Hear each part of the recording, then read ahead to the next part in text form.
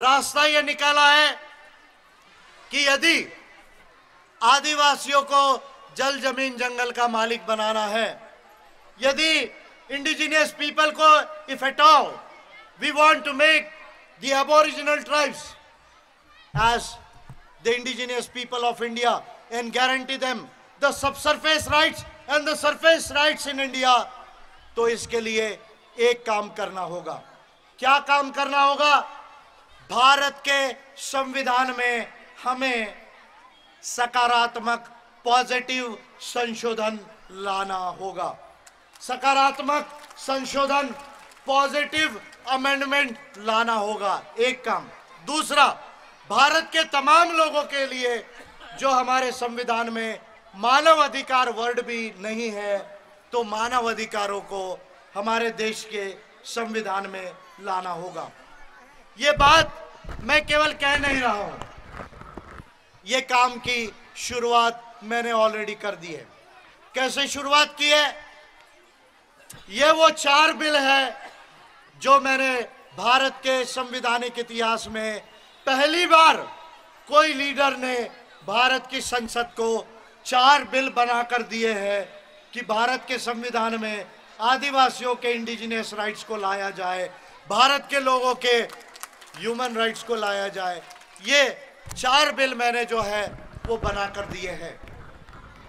यदि ये बिल संसद में पारित हो जाते हैं, यदि ये बिल संसद में पारित हो जाते हैं, तो मेरी बात याद में रखिएगा। मैं 2 बातें बोल रहा हूं। क्या बात बोल रहा हूं? एक बात बोल रहा हूं कि भारत के लोगों के साथ जो गरीबी है, पिछड़ापन है, जो भेदभाव है, आज हमारा देश पीछे जा रहा है। आज हम एक गंभीर मोड़ पर खड़े हैं। आप इस बात पर गंभीरता से ध्यान दीजिए। चीन और भारत दोनों एक समय में आजाद हुए। चीन और भारत की आबादी लगभग एक जैसी है, लेकिन चीन का जीडीपी 13 ट्रिलियन डॉलर्स है। 13 ट्रिलियन डॉलर्स है। भारत का जीडीपी अभी 3 ट्रिलियन डॉलर नहीं हुआ है। 3 ट्रिलियन डॉलर अगले साल होगा, और मोदी जी हमको 5 ट्रिलियन डॉलर का हसीन सपना दिखा रहे हैं। दिखाया कि नहीं दिखाया? दिखाया कि नहीं दिखाया? ट्रिलियन डॉलर आपको थोड़ा समझने में दिक्कत जाएगी, कोई बात नहीं, लेकिन समझ लीजिए। चाइना ने 40 साल में 85 करोड़ लोगों को गरीबी से बाहर निकाला। 85 करोड़ लोगों को चाइना ने। हम लोग 30 करोड़ लोगों को भी गरीबी से बाहर नहीं निकाल पाए। हमारी और चाइना की आबादी एक जैसी होने के बावजूद चाइना में 77 करोड़ लोगों को रोजगार है। भारत में 51 करोड़ लोगों को रोजगार होना चाहिए। आज 41-42 करोड़ लोगों को भी रोजगार नहीं। और मुझे बड़ा दुख हुआ ये सुनकर और आंखों में देखकर कि लोगों ने कहा, सर छत्तीसगढ़ में 6 बजे तक तो आपको माहौल ठीक दिखेगा, लेकिन 6 बजे में अंधेरा होते से ही माहौल बदल जाता है। मैंने पूछा, यार कैसे माहौल बदलता है? वो कहे, सर हो सकता मुझे बताने वालों ने सही गलत बताया होगा, मैंने थोड़ा देखा आंखों से, उन्होंने बताया 6 बजे अंधेरा होने के बाद पूरा छत्तीसगढ़ शराब में डूबता है। ये बात कहा। क्या मैं कह रहा हूं सही है या गलत है? सही है या गलत है? सही है या गलत है? आप बताओ महिलाएं लोग, सही है या गलत है? अगर पूरा छत्तीसगढ़ 6 बजे के बाद यदि शराब में डूबेगा, तो पहले रमन सिंह 15 साल राज कर लिया, अब भूपेश बघेल जो है वो 20 साल राज करेगा। मेरी बात को ध्यान में रखो आप। उनका कुछ नहीं बिगड़ेगा। किसका बिगड़ेगा? किसका बिगड़ेगा? किसका बिगड़ेगा? आप सोचो, क्या यह सही है, क्या यह गलत है?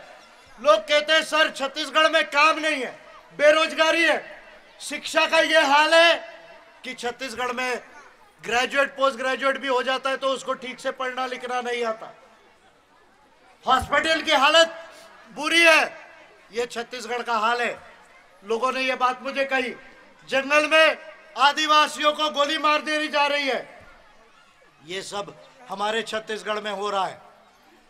अगर ये तमाम चीजों को समाप्त करना है तो मैं आपको रास्ता बता रहा हूं। अब 5वीं अनुसूची है, गवर्नर उसका इंचार्ज है, लेकिन ट्राइब्स एडवाइजरी काउंसिल का अध्यक्ष आदिवासी होगा ऐसा कोई प्रोविजन नहीं है। ट्राइब्स एडवाइजरी काउंसिल का अध्यक्ष आदिवासी होना चाहिए ऐसा कोई प्रोविजन नहीं है। गवर्नर, जब सर्व आदिवासी समाज ने रायपुर में 2018 में, शायद 17 है या 18 है, बहुत बड़ा 1 लाख लोगों का जब आदिवासी समाज के लोग रायपुर में आए थे, मैं वहां पर भी था, मुझे वहां गेस्ट करके बुलाया था। उसके बाद जब हमारे डेलीगेट लोग रिप्रेजेंटेशन लेकर, निवेदन लेकर गवर्नर के पास गए तो गवर्नर महोदय को पहले से नोटिस देने के बावजूद गवर्नर छत्तीसगढ़ से एब्सेंट थे, छुट्टी पर। मैं सही कह रहा हूं गलत कह रहा हूं? सही है ना? रायपुर की रैली की बात कर रहा हूं। 5वीं अनुसूची का लागू करने का राइट गवर्नर को है, लेकिन हमें गवर्नर को हटाने का अधिकार नहीं है।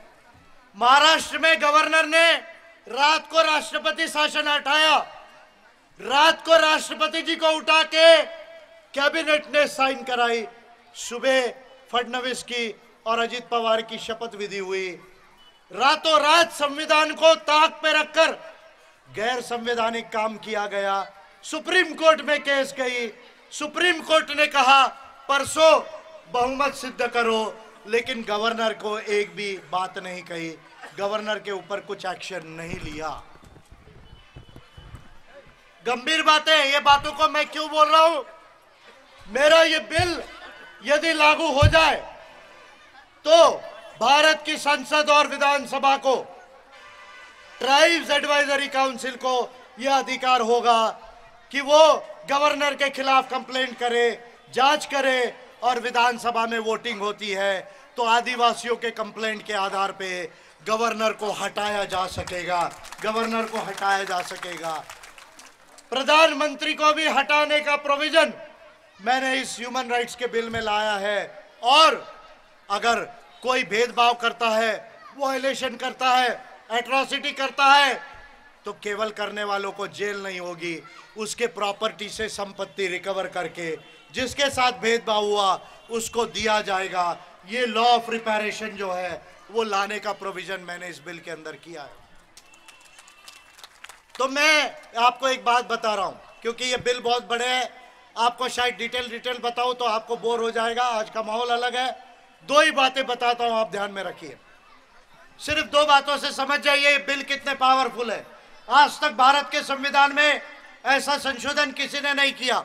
यदि ये बिल भारत के संसद में पास हो जाते हैं, जिसको कराने के लिए अब मैंने बीड़ा उठा लिया है कि मैं आने वाला 20 साल ये भारत की राजनीति को उलट पुलट कर दूंगा, लेकिन भारत के आदिवासियों के लिए, भारत के लोगों के लिए ये अधिकारों को मैं संविधान में लाऊंगा।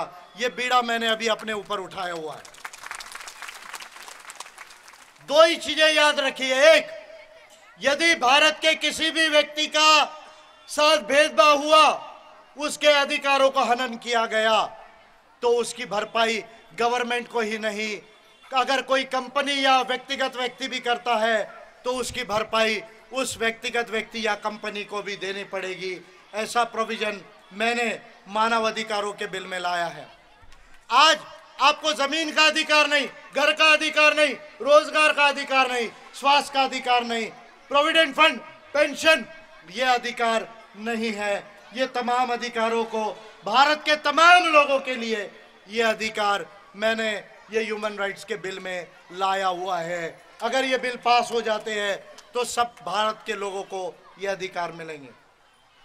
आज भारत का सुप्रीम कोर्ट, हम उसकी सम्मान करते हैं, लेकिन हमने क्या देखा? धर्म के आधार पर राम मंदिर का निर्णय दिया, धर्म के आधार पर दिया। कश्मीर को बंद किया,